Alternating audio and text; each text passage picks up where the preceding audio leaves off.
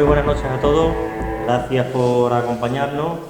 En primer lugar, antes que se me olvide, disculpar a don Andrés, que no puede, que igual se incorporará a lo largo de la conferencia. Permítanme que utilice, me gusta tanto, el lenguaje taurino por el momento en el que nos encontramos, ¿no? Tan relacionada la tauromaquia con la devoción y la fe a nuestras imágenes, pues yo creo que estamos en el momento estamos en capilla.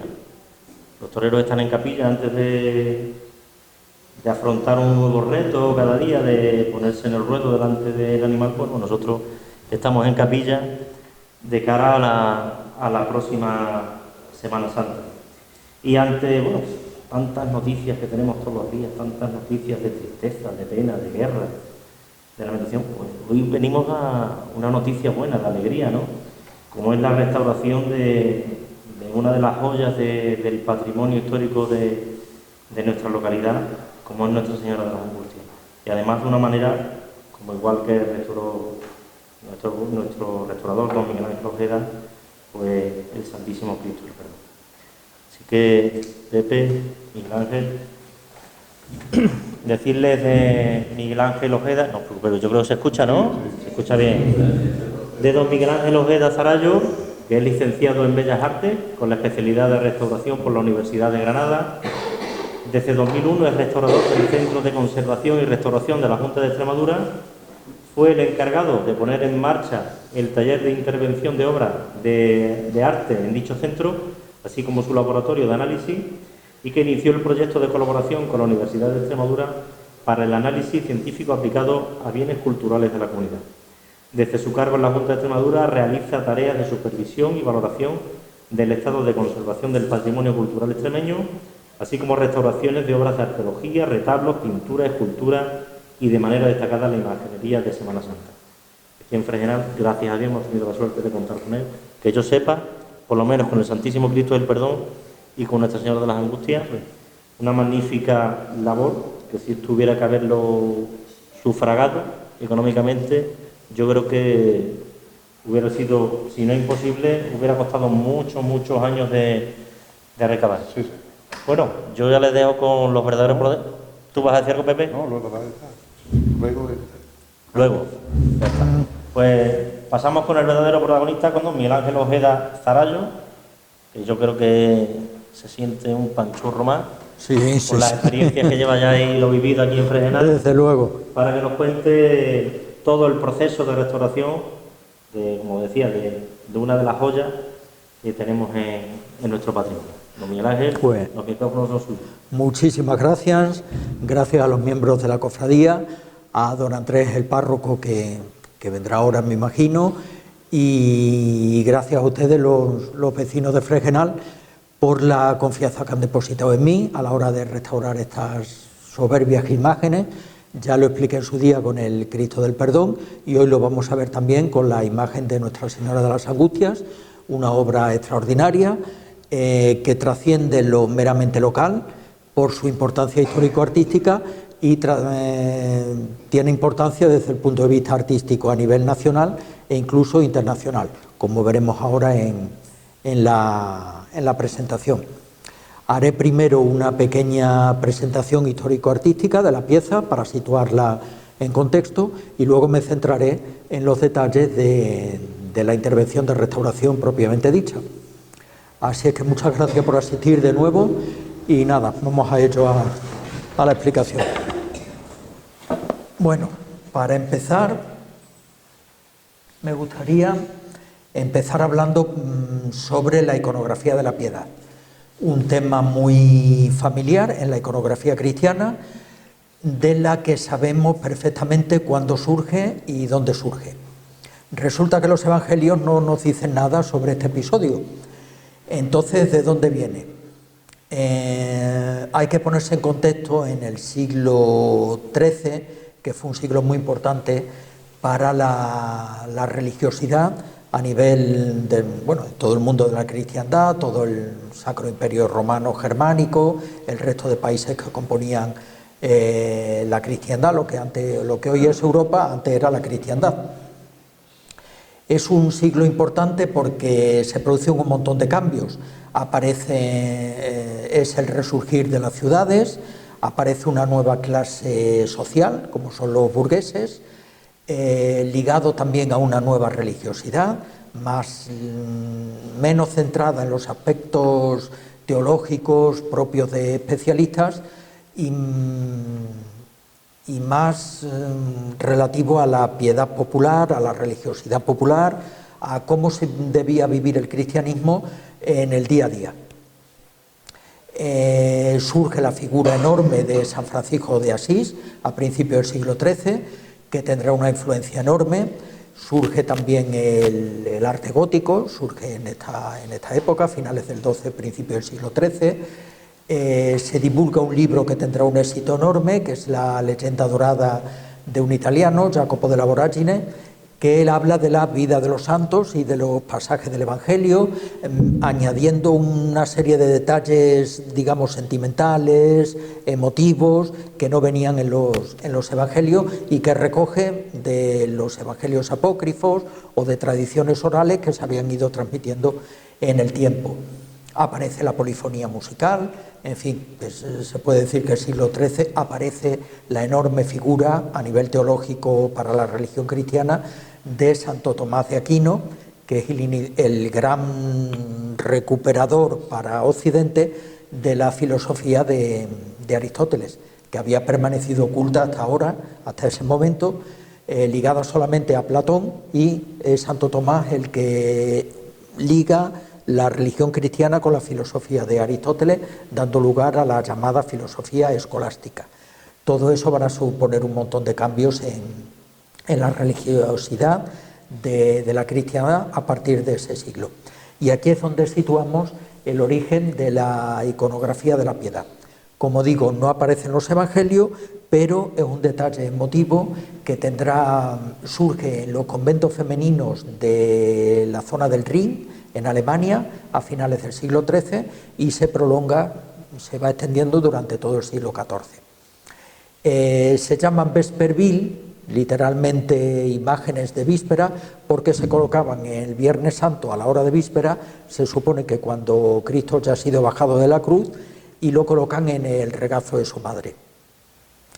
Esto era con la finalidad de que los fieles se fueran acercando a esas imágenes y, bueno, pues reflexionaran sobre el tema del tormento de Jesucristo y mover a la piedad.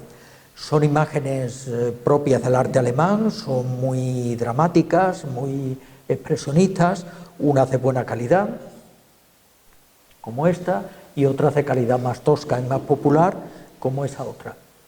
La cosa tuvo tanto éxito que se fue extendiendo por toda Alemania, por toda Centro Europa, llegó también a Francia, a Italia y, como no, a España también, de la mano del Camino de Santiago.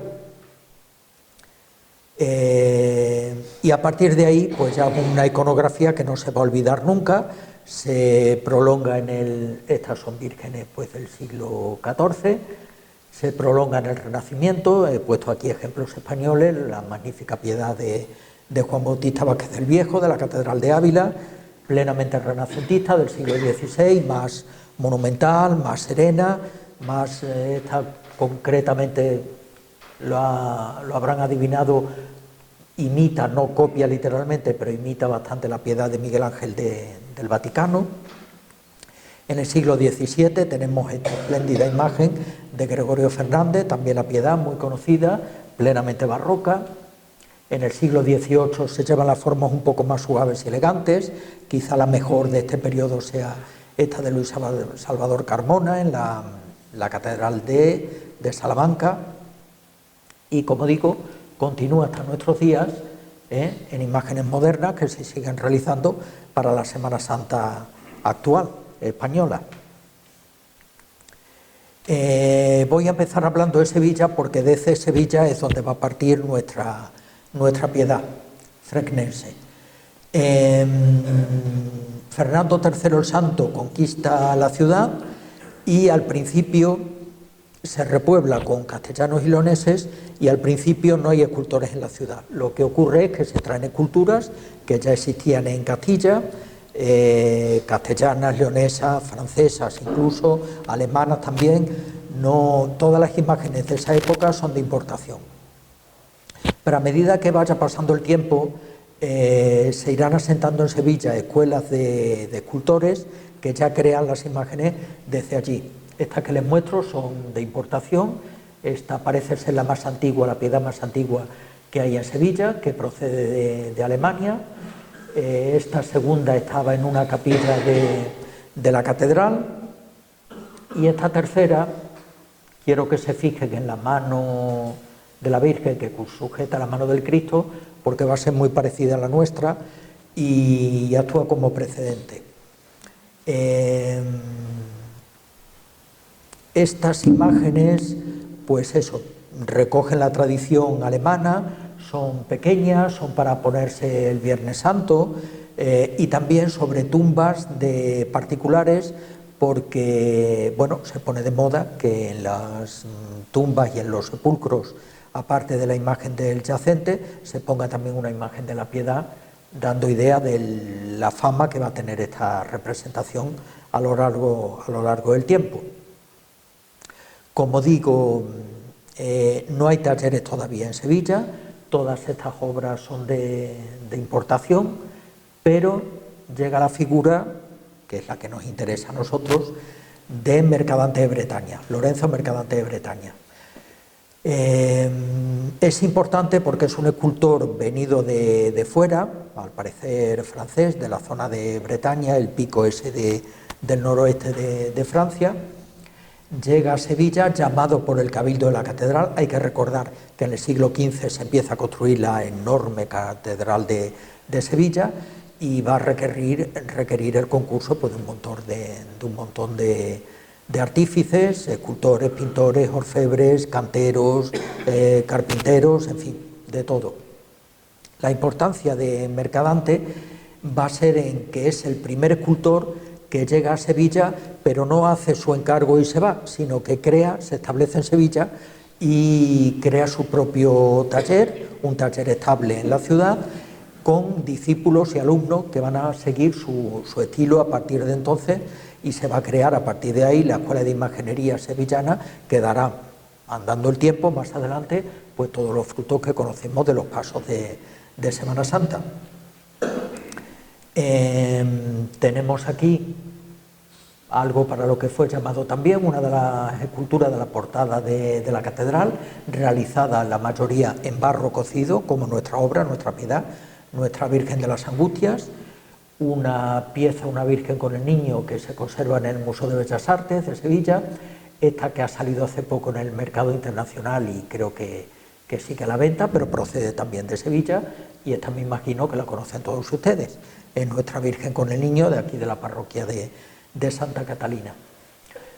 Como pueden ver, todas tienen un patrón muy parecido, son figuras alargadas, con pliegues rectilíneos que caen abajo, que son más grandes que la propia figura y que al final forman una serie de pliegues, tanto rectilíneos como curvos, muy característicos de este autor. Aparte de una, no sé si se aprecia aquí, una sonrisa muy característica. Es ya la humanización de las imágenes religiosas, esbozan ya una sonrisa. El niño también es muy característico de él, muy pequeñito, siempre vestido, con una túnica y generalmente con la cabeza bastante más grande respecto del cuerpo. No será hasta el periodo barroco cuando se consiga la verdadera anatomía de los niños. Tanto en el gótico como en el Renacimiento los representan siempre como adultos en miniatura. Y aquí, pues bueno, tenemos nuestra obra, nuestra Virgen de las Angustias, una Piedad, claramente, que está atribuida a Mercadante. Todavía no sabemos si es de su mano, si es de su taller, si es de su círculo, pero tenemos una serie de pistas. El hecho de que está hecha en terracota, igual que el resto de imágenes, decir que Mercadante trabajó tanto la terracota, es decir, el barro cocido, como el alabastro, como la madera. Es decir, un autor muy versátil, y esta en concreto también, como el resto de las anteriores, es de barro cocido. Pero es que no va a ser la única obra que hay aquí en Fregenal. La que he mostrado antes La Virgen con el Niño, extraordinaria. Esta sí que podemos atribuírsela directamente al Mercadante por las similitudes con el resto de imágenes y la extraordinaria calidad que tiene. Y también hay que hablar de una obra, lamentablemente, que ya no está entre nosotros. No sé si la reconocen, es San Miguel, que algún día estuvo aquí y que hoy está en el Museo de Arte de Cataluña. Aprovecho, ya que ahora hay un ministro que dice que hay que decolonizar los museos, pues va siendo hora de que decolonicen algunos museos de Cataluña, que sí tienen obras que llegaron allí de una manera no muy clara y que sería buena idea de que volvieran a su sitio. Como ven, también es de barro policromado, una obra extraordinaria. Y bueno, ¿por qué la Piedad la podíamos adscribir a Mercadante? Tradicionalmente, hoy día ya no, porque la palabra arte ya designa cualquier cosa puede ser hoy arte, pero en su día arte era equiparable a técnica. Arte y técnica significaban lo mismo, es decir, la capacidad de hacer algo, una cosa, y por extensión de hacerla bien. Siempre se ha dicho, cuando el arte era igual a la técnica, que esto es una especie de receta, no me la tomen muy al pie de la letra, pero se decía que a un buen pintor se le reconoce por cómo pinta los ojos en una figura humana, y a un escultor se le reconoce por cómo realiza las manos, porque parece ser las partes más difíciles tanto de pintar como de esculpir. Y aquí les muestro un detalle de la Piedad. Les dije antes que se fijaran en la anterior, en una de las imágenes anteriores, que sujeta la mano de la Virgen, o no sujeta nada, o bien sujeta al Cristo o bien por el antebrazo o por la muñeca. Pero aquí tenemos un detalle extraordinariamente difícil, que es que la Virgen tiene entrelazada su mano con la del Cristo. Dos manos que tienen 5 dedos cada una, eso, créanme, es muy difícil de tallar, en este caso de modelar. ¿Qué nos habla? Nos habla de un escultor extraordinario. Para mí es un punto a favor de que pueda ser una obra de Mercadante. No la podemos comparar con las vírgenes con el Niño, porque los otros es un tema amable, la Virgen está sonriendo, está de pie, y este es un tema doloroso, la Virgen tiene otro semblante y está sentada con el Cristo, en fin. No, pero sí el tema de los pliegues, aquí se ven angulosos, pero en esa zona de ahí también están ondulados, como ocurre por aquí. Aparte de la extraordinaria anatomía del Cristo, decir también que Mercadante hace innovaciones en este tema de la piedad, porque si las otras piedades mantenían al Cristo en su seno prácticamente horizontal, con las piernas dobladas, aquí parece que se le va a caer la figura del Cristo, pero en realidad es un recurso para mostrarlo más de frente, para que se vea mejor la figura del Cristo muerto. Ella lo agarra con la mano para que no se caiga y lo sujeta por la cabeza con la otra mano y acerca a su mano, la mano del Cristo, a su rostro, con un detalle más emotivo, más humanizado que el resto de piedades. Esta será una innovación característica de Mercadante. La pieza pues les digo, tiene de largo 86 centímetros, de alto mide 84 y de profundidad 44 centímetros.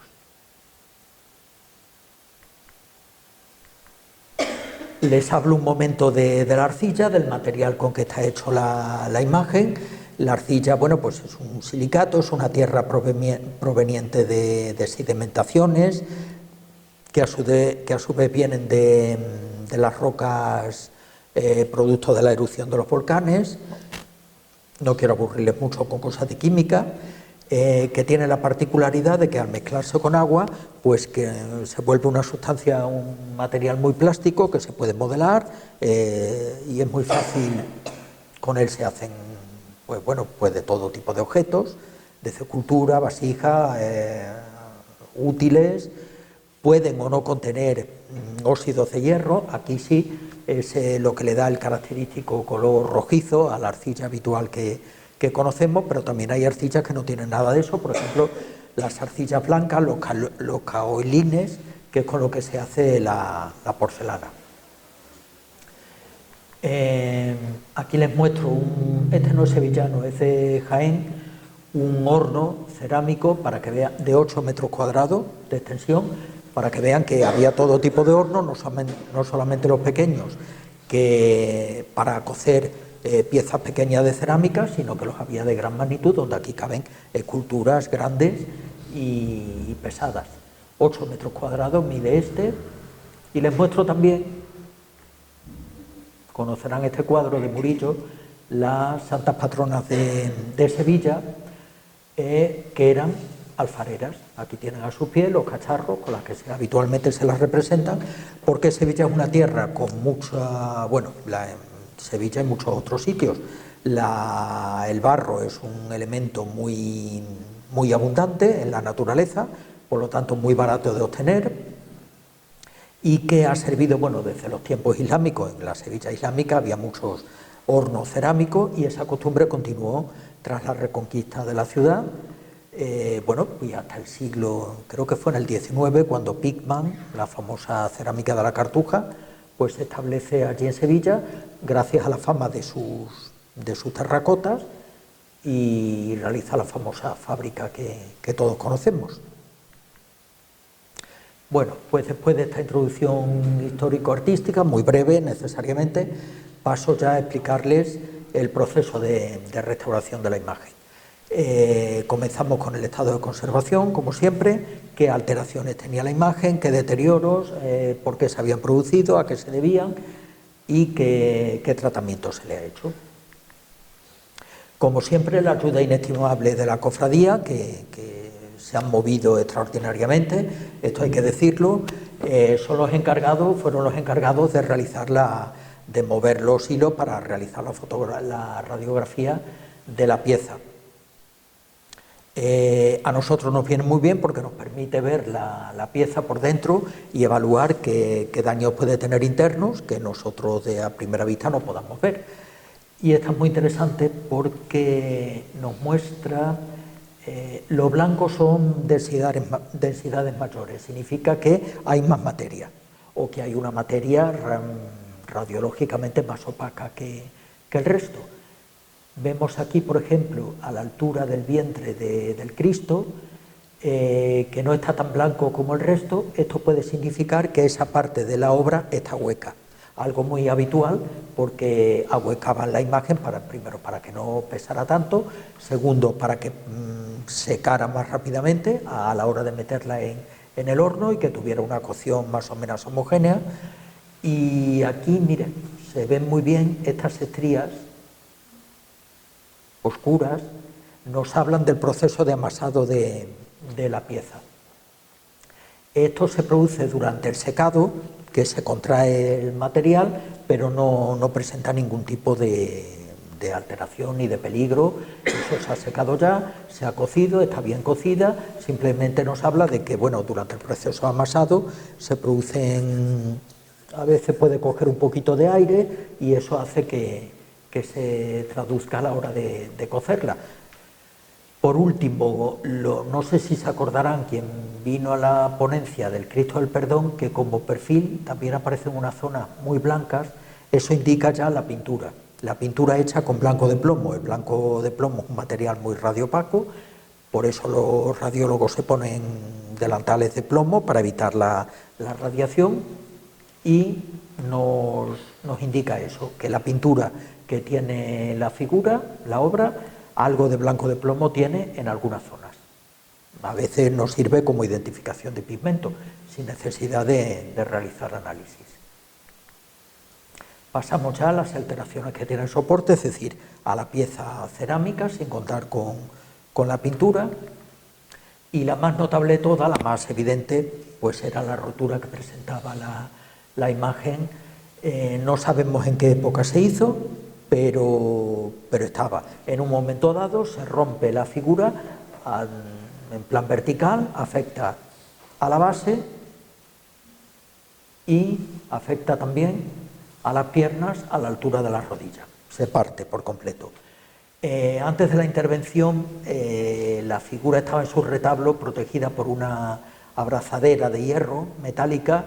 No sé si disimulaba eso o también servía para para sacarla en procesión y que eso no se moviera, claro está.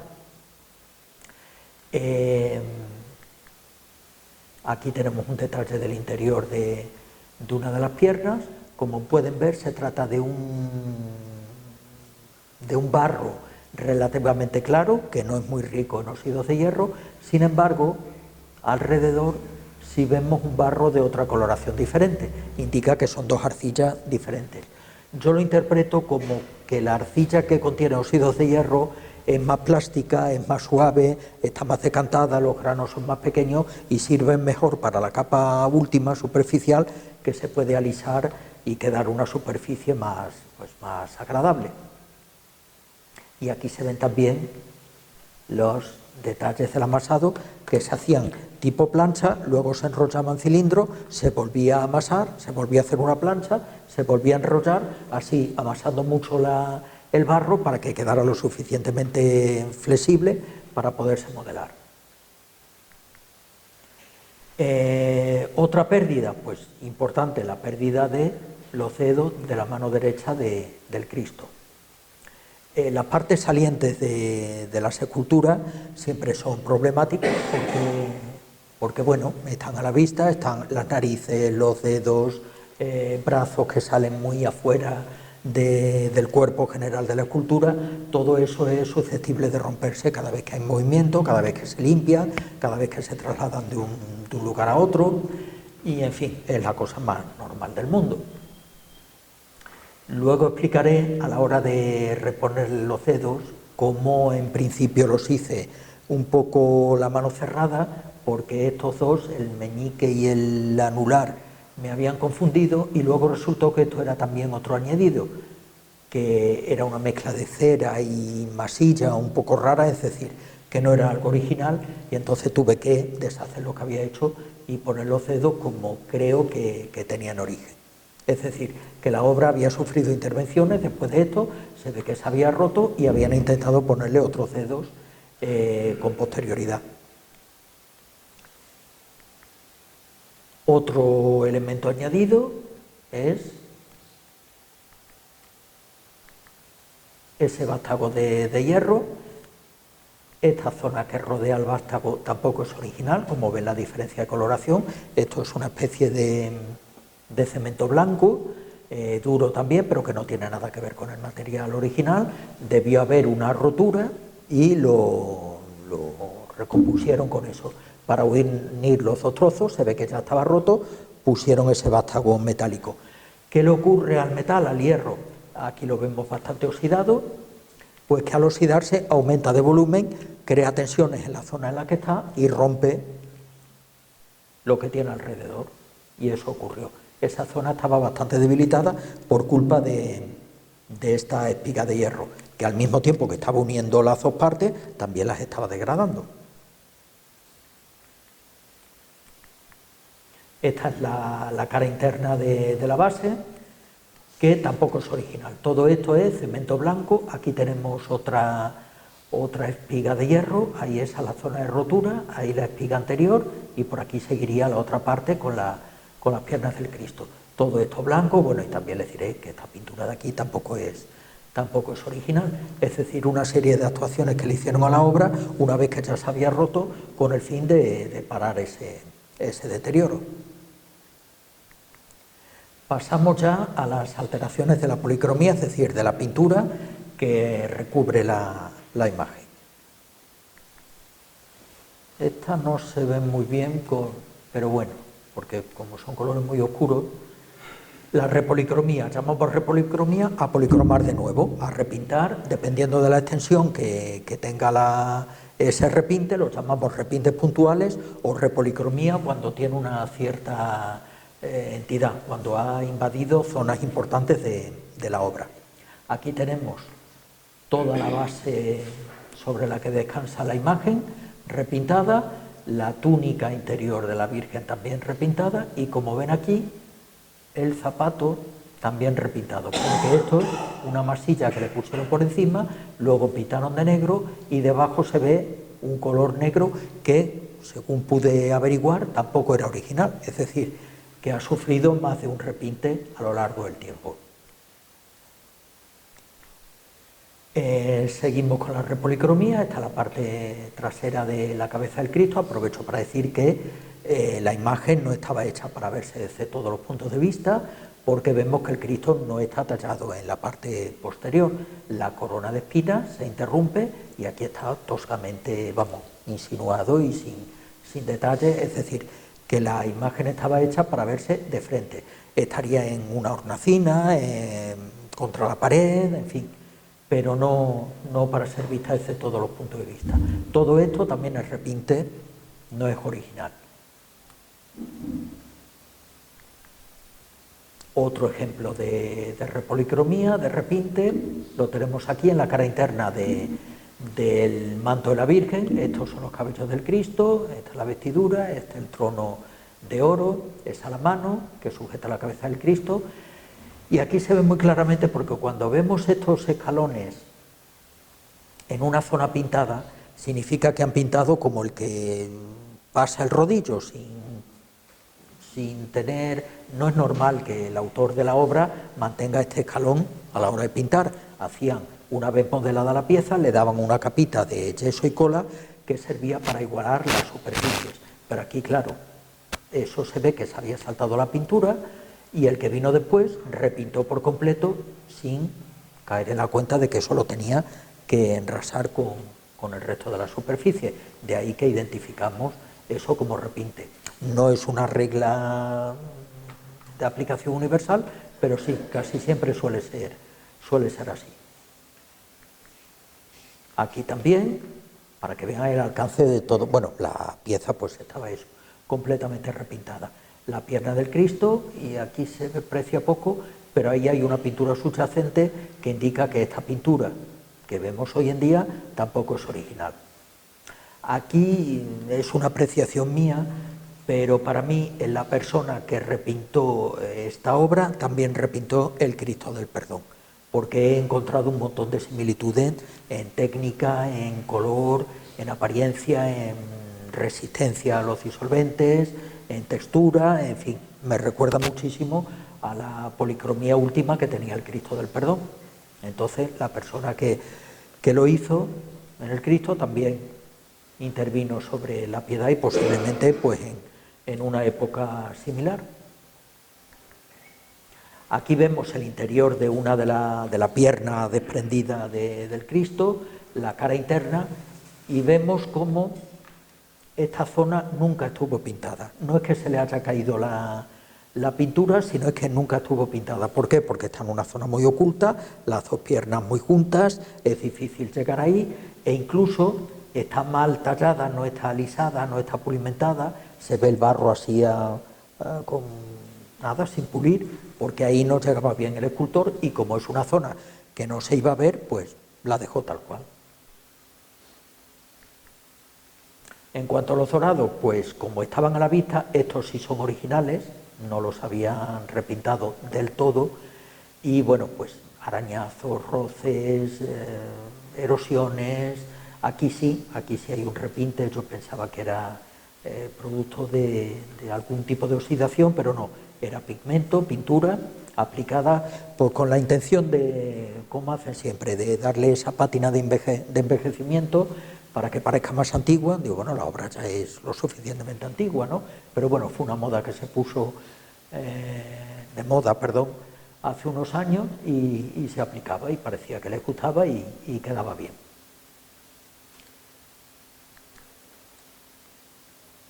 Lo mismo en esta zona. Los dorados son unas láminas de oro auténtico, muy finas. Se hacía batiendo doblones de oro, batiéndolos, como el oro es tan dúctil y tan maleable, pues hasta convertirlos en una hoja muy fina que se aplicaba sobre superficies y se adaptaba perfectamente a la superficie sobre la que se aplica. ¿Qué problema tiene?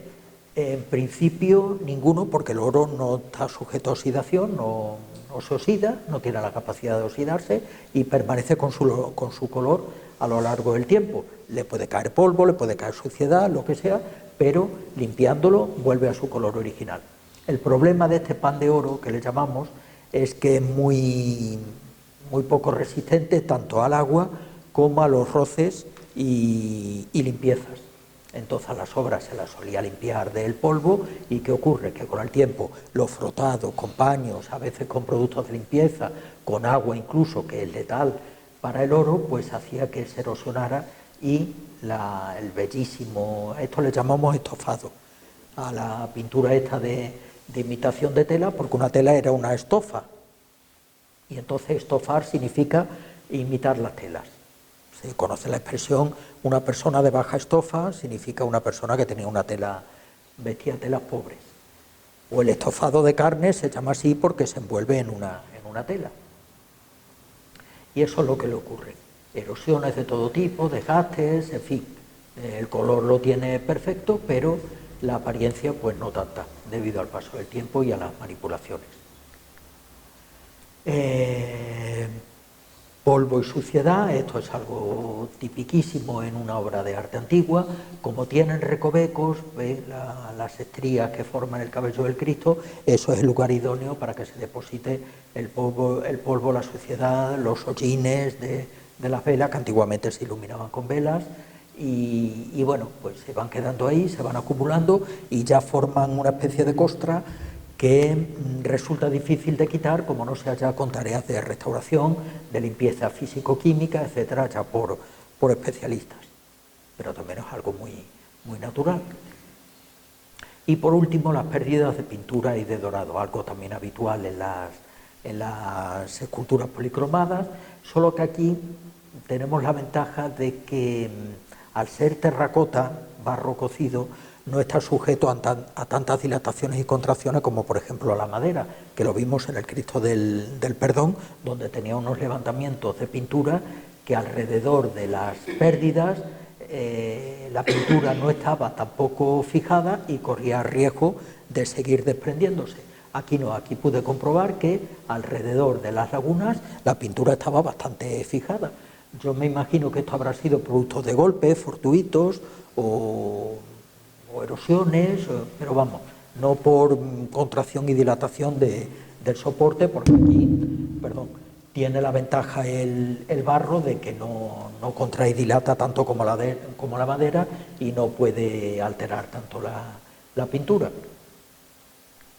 Otro ejemplo así, ocurre lo mismo. Aquí, por lo que sea, le darían un golpe o vaya usted a saber qué, pero el resto de bordes están muy bien pegados al soporte. No corre peligro de desprendimiento. De todas formas, se le hizo un poco de consolidación en alguna zona de manera preventiva, porque no está de más hacerlo. Aquí el reverso de la obra, como pueden ver una vez más, no es una obra que esté hecha para verse desde todos los puntos de vista, es completamente plana. Las pinturas que vemos aquí, esta de color marrón, no sé si se aprecia bien, y esta color verdoso, similar al del manto de la Virgen, son posteriores, pero la imagen está completamente plana. Me supongo que en su día no estaba pintada, porque como no se iba a ver, ¿qué necesidad había de pintarla? Pero bueno, en esa intervención que digo, pues la debieron pintar. Otra alteración de la policromía, pues una pátina artificial. Esto también es, como ya les he dicho, es muy del gusto de una cierta época, años 50, 60, incluso hasta los 80, vemos ejemplos así. La carnación del Cristo aparece demasiado oscura, no es producto de la alteración producido por el polvo, que sí, ven ahí que hay polvo y suciedad, lógicamente, pero aparte de eso es una pátina artificial, es decir, una pintura medio transparente, oscura, tipo betún de Judea, que se le aplicaba a la obra para darle una apariencia de mayor antigüedad de la que ya de por sí tiene. Y pasamos ya a los tratamientos que se han hecho todo eso ha sido en qué estado estaba la obra, y ahora vamos a ver qué tratamientos se han hecho, qué deterioros tienen solución, cuáles no, y cómo ha quedado la obra al final.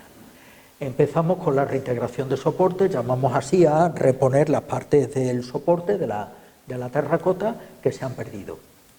Si esta obra fuera para un museo, pues no sería necesario ponerle los dedos. La historia nos ha devuelto así la obra, pues así se va a quedar. Pero ¿qué ocurre? Que se trata de una obra destinada todavía al culto, sigue cumpliendo la función para la que fue creada, y en ningún sitio dice que a Cristo le faltaran dedos de una mano, por lo tanto es obligado ponerlo. ¿Traicionamos de esta manera la historia? Bueno, a medias. Reintegramos como creemos que podía ser, saberlo a ciencia cierta. No lo sabemos, lo que pasa es que hay una serie de indicios que nos permiten deducir que eran de esa manera y no de otra. Como digo, en su momento hice los dedos estos un poco doblados, fiándome del añadido que tenía ahí. Cuando ya me di cuenta de que no era original, tuve que rectificar, retirar los dedos que había puesto, y en base a otras piedades que conozco del siglo XV y poco anteriores y posteriores, veo que la mano del Cristo siempre está con los dedos extendidos. Entonces, lo más normal, y aparte ya de haber quitado eso, la secuencia lógica era que el Cristo tuviera los dedos extendidos. Aquí se hace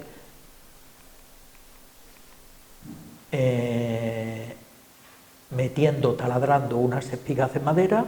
Aquí sí fue posible, luego les explicaré que en otras zonas no, para afianzar mejor la colocación de estos añadidos, porque si solamente los pego con un adhesivo, pues corre el riesgo de soltarse al más mínimo golpe. Hay que reforzarlo con espigas que se introduzcan en la zona original. Esto se hizo con una resina eposídica de 2 componentes que crean una reacción química que endurece, y luego se puede tallar, pulir, pintar encima, en fin.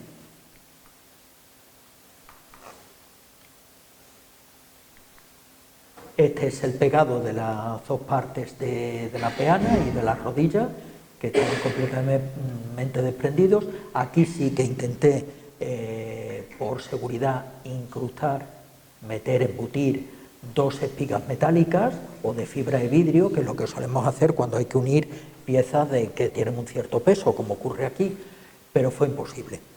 Para poder hacer los agujeros, los orificios, había que utilizar en el taladro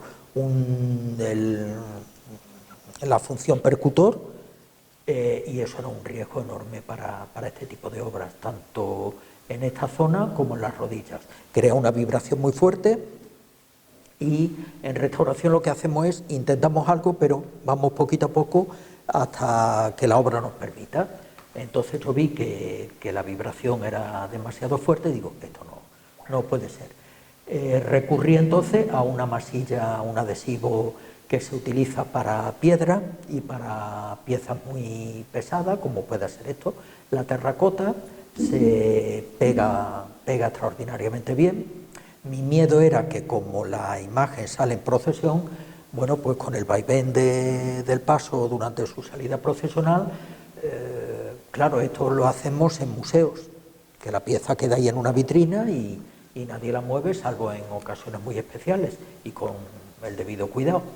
Y entonces yo tenía el temor, digo, va a estar sin espigas y no sé yo. Pero la resina se comportó muy bien, pega muy bien, quedó muy dura. Luego esto se enrasa, se quita el sobrante, se queda solamente a nivel de la grieta. Lo mismo ocurre con las grietas en la espalda.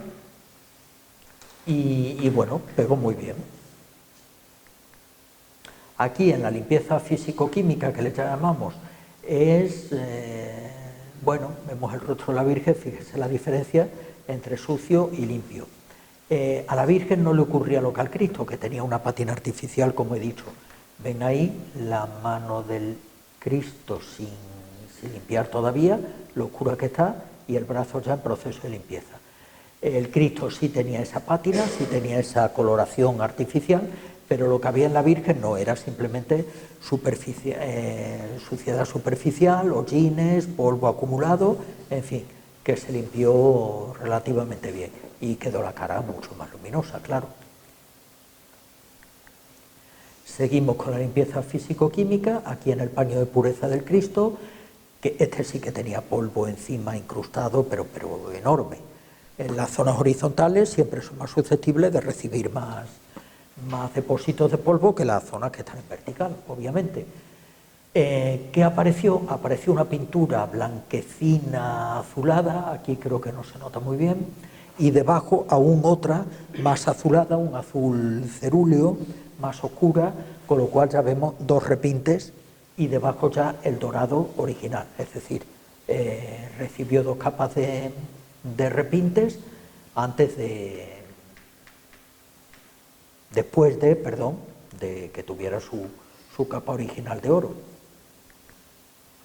Aquí ya retirando el oro, los repintes prácticamente, y me salió un pegotito de cera, muy habitual también en obras antiguas, porque antiguamente se iluminaban con velas de cera que estaban próximas a las imágenes, y la cera, al chisporrotear la vela, pues saltaba a las imágenes, y ahí debajo de los repintes, justo encima del oro, había una gota de cera. Aquí una cosa rara, una vez retirados los repintes, me apareció una mancha de purpurina. La purpurina es un dorado artificial, relativamente moderno, se oxida con mucha facilidad porque lleva pigmentos de cobre en su composición, y con el tiempo y el oxígeno de la atmósfera tiende a volverse verdosa. Y no le encontré explicación. Se ve que estarían pintando otra cosa cerca de la imagen, porque solamente lo encontré ahí. Un brochonazo de purpurina moderna. Esto fue muy interesante. También durante el proceso de eliminación de repintes, estamos quitando el repinte rojizo de la túnica de la Virgen, recuperando el borde dorado de la toca de la Virgen, y me encuentro con que hay indicios de algo subyacente debajo de la toca blanca, aunque manchada, aunque ensuciada, pero era blanca. Y ahí me apareció un bol, que es una arcilla rojiza que se pone antes del oro. Todas las piezas que van con pan de oro llevan debajo ese bol, esa arcilla roja, que le da calidez, que es muy plástica y que permite que la lámina de oro se asiente bien sobre la superficie del bol, y luego se puede bruñir ese dorado, haciendo como si la obra fuera de oro macizo. Pero esto en vez de oro era plata, pan de plata. Igual que hay pan de oro dorado, hay pan de plata de color plateado. ¿Qué ocurre? Completamente perdida, completamente erosionada. Lo que quedaba poquito de plata estaba muy oxidada por la plata, porque la plata sí se oxida, y entonces ahí me entró la disyuntiva de decir, ¿qué hago? Quito esto, que evidentemente es un repinte, la toca blanca, y quedó todo esto, pero claro, tampoco era su color original. Lo voy a dejar en el bol, que era algo que estaba oculto. Lo que estaba encima era la lámina de plata, y le iba a oscurecer bastante a la pieza. Entonces, sabiéndolo ya, eso se documenta, preferí conservar el repinte, sabiendo que era un repinte blanco, pero al menos se acerca más a la estética que tenía el origen, que era clara, blanquecina. Aquí, durante la eliminación de repintes del oro, lo que dije antes. ¿Por qué repintaron? Porque al ir sacando el oro subyacente, vi que estaba muy erosionado y que aparece el bol rojo de debajo, que no tiene por qué aparecer, claro. ¿Qué ocurre? Que con la limpieza, los frotados sucesivos, con lo delgado que es la lámina de oro, pues acaban erosionando y saliendo a la luz el bol. Pero sí me pareció importante recuperar el dorado, y luego eso se puede restaurar, porque, ya digo, la pintura que recubría el paño de pureza del Cristo era de muy mala calidad, y la verdad es que afeaba bastante la obra en sí. Y entonces se procedió a la eliminación del repinte y a la recuperación del dorado.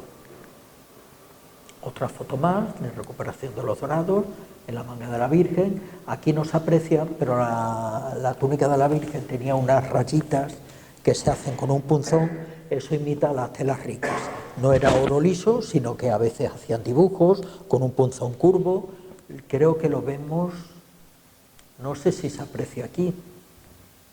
¿Pueden ver esto? Son como unos puntitos, unos triángulos que tienen unos puntitos. No sé si hay otra. Sí, ¿verdad? Ahí, claro, aquí se ven estos triángulos llevan unos puntitos rundidos, se hacía con un punzón que acababa en una bolita, se martilleaba un poco, una vez puesto ya el oro, y eso hacía un rundido que imitaba una especie de bordado.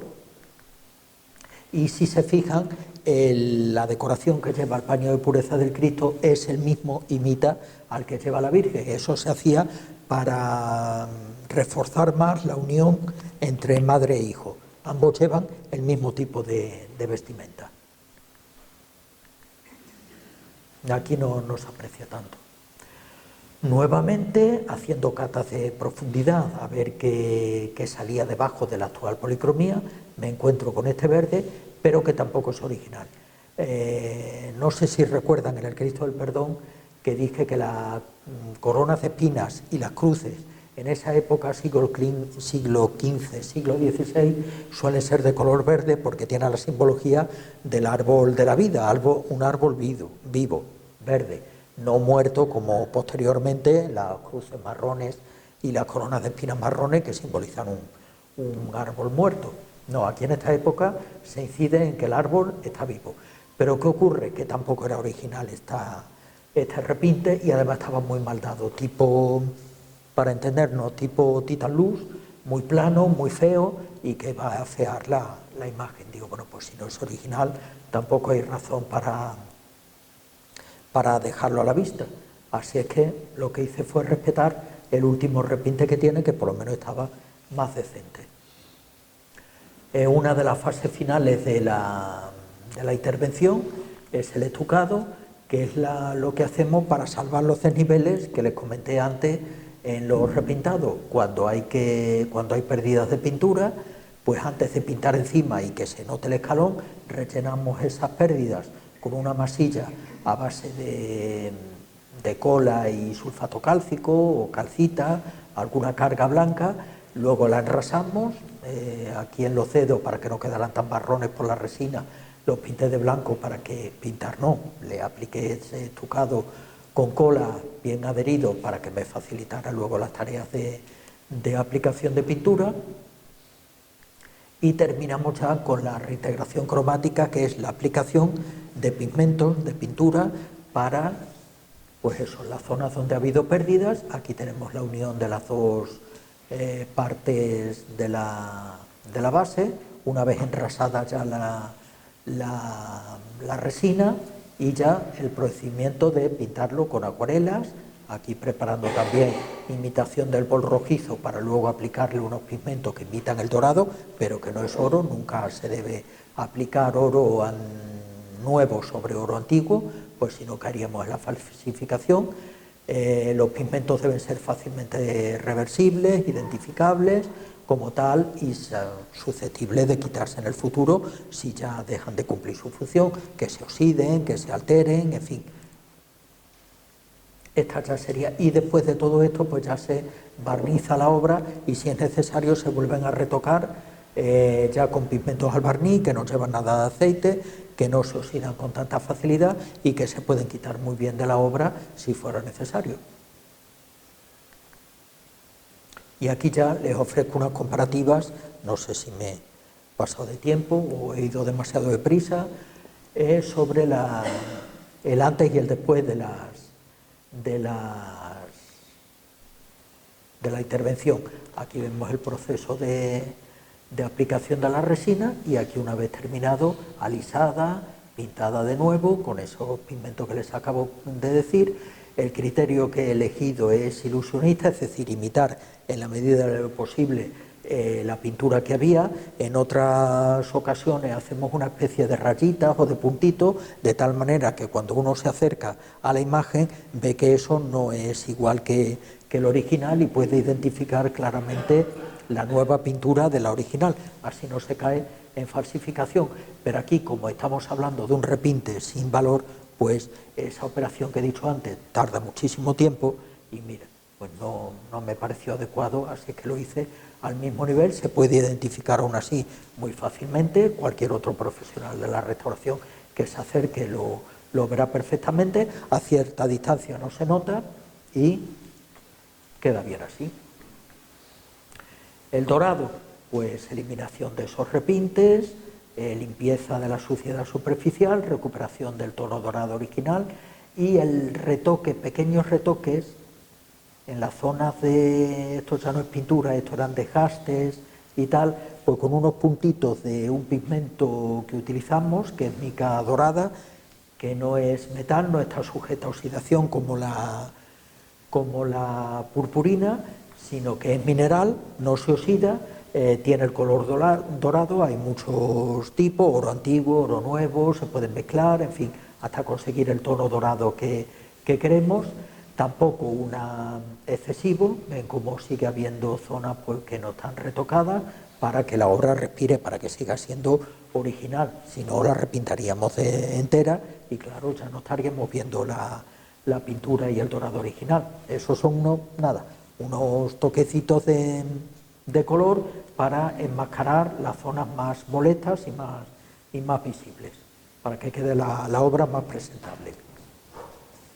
Aquí la cabeza del Cristo, con la pátina artificial, muy oscuro, muy moreno, y aquí ya al final, se me olvidó comentar, aquí habían repintado todo del color marrón de la barba, y resulta que es que el Cristo tenía suficiente, tenía la boca entreabierta. Esto es otro detalle que indica que estamos ante un buen escultor, el tallar los dientes, incluso hay otros que abren un poco más la boca y tallan incluso la lengua. Eso ya ocurre más en el barroco, pero claro, aquí habían cogido la brocha y habían pintado todo de marrón como si todo fuera el bigote, se habían saltado el labio superior y los dientes, y por lo menos se ha recuperado el aspecto original del Cristo, muy bien tallado, muy bien modelado, en fin.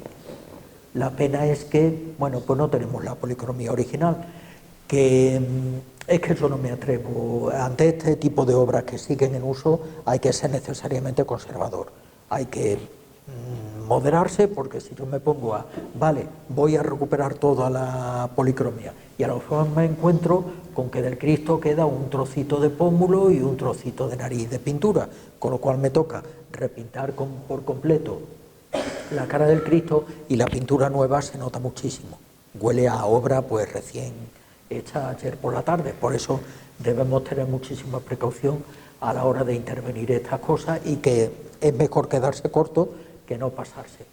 Que en un futuro podemos hacer más análisis y determinar que sí que es posible recuperar la policromía original del Cristo, pues adelante. Eso no, la restauración no está cerrada y siempre se puede acometer una nueva intervención.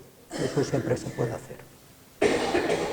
Aquí tenemos el rostro de la Virgen, como ven ha ganado en luminosidad, estaba muy verdosa, arriba del manto completamente cubierto de polvo, blanquecino. Ahora se ha podido recuperar el dorado y el verde originales, se ha podido recuperar la orla dorada esto todo estaba pintado de blanco, y en cambio la orla de la toca estaba dorada, reforzando y resaltando el rostro. El brazo del Cristo pues también ganó con ese tono verdoso y oscuro, y en fin, yo creo que ha ganado en apariencia. Y está ya el resultado final, y se ve claramente de una obra muy oscura, muy apagada, sin vida casi, que olía más a, eso lo sabemos los que estamos todo el día con esto, olía más a barroco, y en cambio la figura final huele más a gótico, a cómo era adecuada a la cronología de la imagen, mediados del siglo XV, a aumentos de dorados. Para esa época el poner dorado significa dignificar la imagen, aumenta la luminosidad. Vean la carnación del Cristo, ha ganado mucho, la de la Virgen, en fin, yo creo que está más acorde a la estética que tenía en origen, aunque no toda la pintura es original, pero se acerca mucho más que antes a la apariencia que podía tener en su día. Y ya termino con unas recomendaciones de conservación.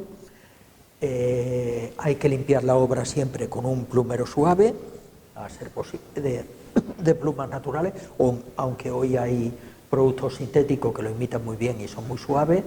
Si estos plumeros son demasiado grandes, se pueden comprar también unos pequeñitos para las zonas pequeñas que he dicho antes, por ejemplo las estrías del cabello del Cristo, no incidir demasiado, no apretar mucho por el tema de los dorados y, en fin, quitándole el polvo una vez al mes o cada... es que no sé qué trasiego tendrá la Iglesia en el día a día y cuánto polvo se acumula en las obras. Pero bueno, acordándose de hacer esto, claro, el retablo está muy cerca de la entrada. Y entonces, bueno, pues las veces que sea necesaria, porque cuando el polvo ya se adhiere y acabamos formándose polvo graso, ya hay que hacer labores de restauración que ya implica el uso de productos químicos. En cambio, con una limpieza periódica muy sencillita se resuelven esos problemas. Segundo, cuando haya que manipular la obra, pues utilizar siempre guantes de algodón blancos.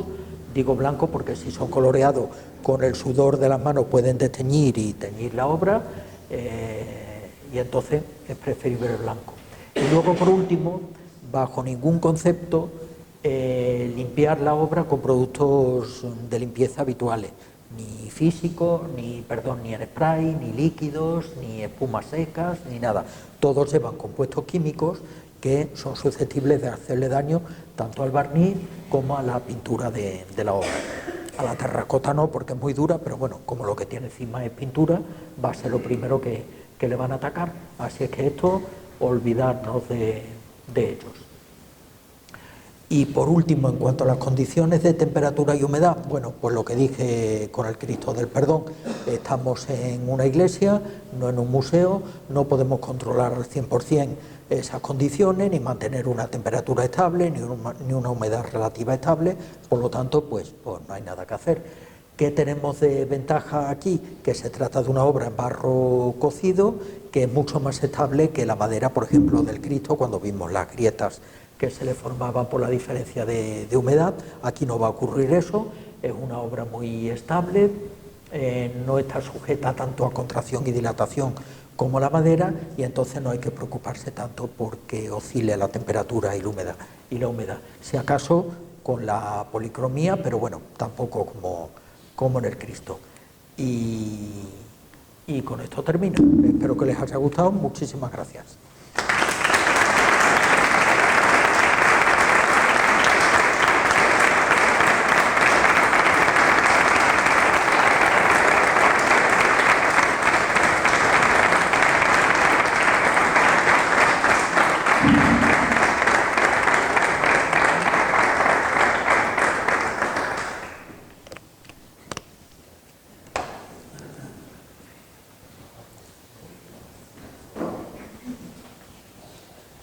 No sé si me he pasado de hora o... No sé si me he pasado de hora. No hemos puesto... Es que no sé a qué hora ha empezado. Yo siempre pongo diapositivas de más por lo que pueda pasar y luego... Si alguien te quiere preguntar algo... pues si hay alguna pregunta... Sí.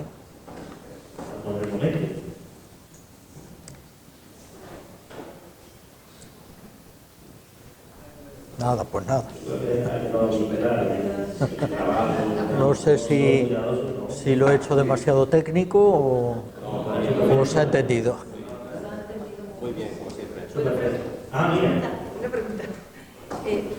¿Qué material ha utilizado? Esto lo ha comentado, pero no me ha quedado claro. Para el arreglo de los dedos, ¿qué material ha utilizado? Ay, sí, lo tenía en las notas y se me ha olvidado. Sí, buena pregunta. Una resina epoxi, que es una resina de 2 componentes que se modela muy bien como si fuera plastilina o arcilla, pero cuando se produce la reacción química fragua y eso queda muy duro. Y entonces se puede lijar, tallar, pulir, pintar encima, en fin, de todo. Es lo que utilizamos para este tipo de obras. Y como no es terracota, es un material diferenciado del original, siempre se puede identificar como un añadido y si en un momento dado se quiere quitar, pues se quita sin problema. ¿Y usted piensa que puede ser de Mercadante al final? ¿O? Yo pienso que sí. Pues los indicios van muy por ahí. No me atrevo a asegurarlo de una manera rotunda porque yo no he hecho un trabajo de investigación en profundidad, me he basado en las publicaciones que hay ya, pero como les he dicho, el detalle ese de la mano, que es extraordinario, el resto de piedades no lo tienen, la proporción de las figuras, la perfecta anatomía del Cristo, aunque es un Cristo todavía gótico, un poco arcaizante. Ya hemos visto en las otras piedades que hay Cristos más creíbles, el barroco, el siglo XVIII, pero bueno, estamos aquí a mediados del siglo XV, está empezando el naturalismo. ¿Y si fuera de Mercadante, se habría hecho en Sevilla? Hay dos teorías, no he querido ponerlo porque era meterme demasiado en berenjenales. Hay quien dice que Mercadante viene desde Santiago de Compostela, va bajando y le van haciendo encargos, y uno de ellos sería aquí en Fregenal, antes de llegar a Sevilla. O sea que esta obra sería anterior a lo que hace en Sevilla. Otros, en cambio, dicen que no, que se establece en Sevilla, y como Fregenal formaba parte de, no es cierto, de la archidiócesis de Sevilla, ya por referencia dirían, oye, pues hemos oído hablar de este escultor, mándanos a ver si nos puede hacer una obra porque necesitamos aquí. Me da muchísima curiosidad saber quién pudo encargar las obras de aquí. Pues que tengan en cuenta que son 3 mercadantes en Fregenal. Sí, hay una investigación que se ha hecho posterior a la restauración de Miguel Ángel, y ha venido una profesora de allí de la Universidad de Sevilla, precisamente, que está trabajando mucho esto y está realizando el estudio, todavía no lo ha sacado, pero casi a un 95% le atribuye que es de Mercadante. Y ya saldrá el estudio, pues está haciendo. Ahí va mi siguiente pregunta. No era necesaria para la restauración que ha realizado, que por cierto le doy enhorabuena por la restauración que ha hecho, pero quería saber si había hecho un estudio mineralógico de la terracota. Falta. El año pasado tuvimos la inestimable ayuda de la Universidad de Extremadura, nos hicieron toda la analítica gratuita, y este año, como sigue siendo gratis, dependemos de la disponibilidad de los profesores de la universidad. Se han extraído muestras y de ahí se va a poder sacar la composición mineralógica de la terracota. Claro, viene de este exactamente. Viene de este yacimiento, viene de este otro, sí. Están más que estudiadas, más que publicadas, y se sabría si se habría hecho en Sevilla, o incluso se conoce también todas las arcillas de... Exactamente, yo creo que hay... La materia prima con la que se... Yo creo que hay estudios, debe haber estudios hechos de las obras de Mercadante en Sevilla, por lo menos la del museo. De todas formas, si se hizo en Sevilla, ha tenido que coger arcillas de la zona de Sevilla, claro. Están estudiadas. Y ahí saldríamos de duda de si la hace allí... Se forman fases de alta temperatura que son exactamente. Los fundentes, los estabilizantes, los plastificantes, todo eso se puede averiguar y se van a averiguar. Es simplemente una cuestión de tiempo. La arcilla aquí, no lo sé, puede ser diferente a la de... Claro. La de aquí no Sí. podría ser diferente a la de... Si la hizo aquí, cogería arcilla cercana. Todo está estudiado y publicado, las arcillas se puede conocer Perfecto, sí, pues tenga la seguridad de que se va a hacer. Sí, es una cuestión de tiempo, de que los profesores de la universidad tengan disponibilidad. Por eso solamente he puesto el tema de la radiografía. He obviado lo otro porque está todavía en espera, pero se va a hacer. Sí. Gracias a usted. El estudio está en marcha, sí. Pues nada, ¿alguna más? Bueno, pues con el nuevo, si quiere hacer entrega a Domingo Ángel, un obsequio de recuerdo. Muchas gracias. Este arte de toda la noche y de ese trabajo tan minucioso y que ha hecho por mantener siguiendo vivo nuestro patrimonio. Termina aquí la restauración de una fase, como son las obras titulares de la cofradía, del Santísimo Cristo del Perdón y Nuestra Señora de las Angustias, pero ya saben que les voy a contar a ustedes que en Fregenal queda mucho por hacer y bueno, confío en que la cosa continúe, que siga el rodaje. Pues nada, buenas noches a todos, que antes no dije nada, y nada, una vez más, dar las gracias a la Junta de Extremadura, por supuesto, que ha sido la suerte que hemos tenido del Centro de Conservación y Restauración de la Junta de Extremadura, donde tuvimos la suerte de encontrar a este señor y he sido el partícipe de la capturación de nuestras dos imágenes de titulares de nuestra cofradía. Y nada, una vez más, muchas gracias y esperemos que no sea la última. Gracias. Ha sido un honor. Esperemos que no sea la última. Muchas gracias. Muchas gracias.